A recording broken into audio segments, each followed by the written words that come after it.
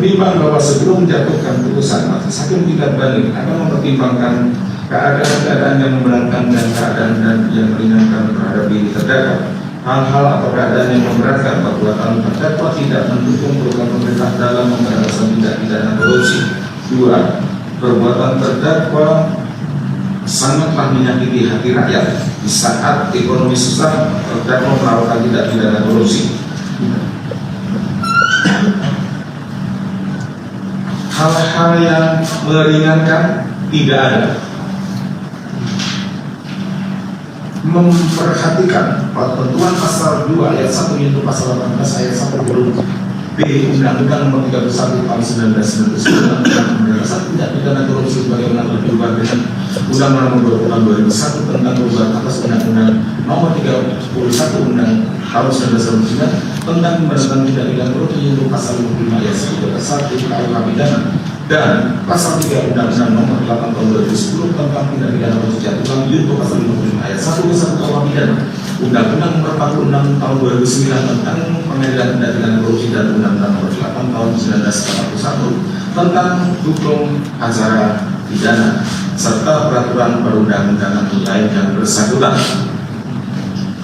Mengadili menerima permintaan banding dari terdakwa maupun penasihat hukum terdakwa dan juga penuntut umum. Mengubah putusan pengadilan tindak pidana korupsi pada pengadilan negeri Jakarta Pusat nomor 70 Bitsus TPK 2024 pengadilan negeri Jakarta Pusat tanggal 23 Desember 2024 yang dimintakan banding tersebut sehingga amar selengkapnya berbunyi sebagai berikut. 1. Menyatakan terdakwa Harvey Muiz telah terbukti secara sah dan meyakinkan bersalah melakukan tindak pidana korupsi yang dilakukan secara bersama-sama dan melakukan tindak pidana pencucian uang secara bersama-sama sebagai mana diatur dalam dakwaan ke-1 primer dan ke-2 primer.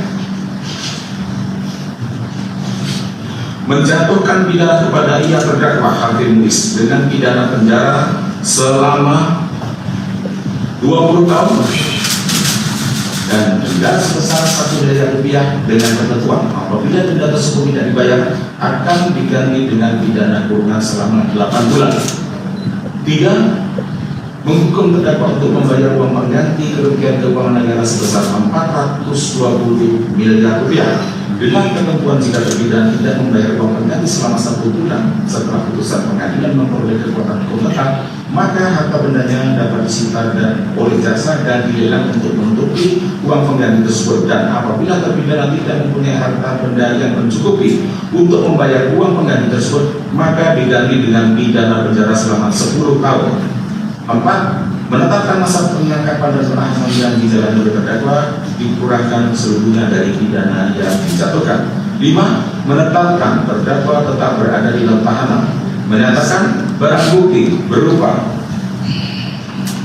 sebagai berikut untuk meningkat uraian putusan ini, maka daftar barang bukti yang bukti tersebut dianggap telah dibaca dan menjadi bagian yang tak terpisahkan dari rangkaian putusan ini. 7. Membebankan biaya perkara kepada terdakwa dalam kedua tingkat peradilan yang di dalam tingkat banding sejumlah Rp2.500.000.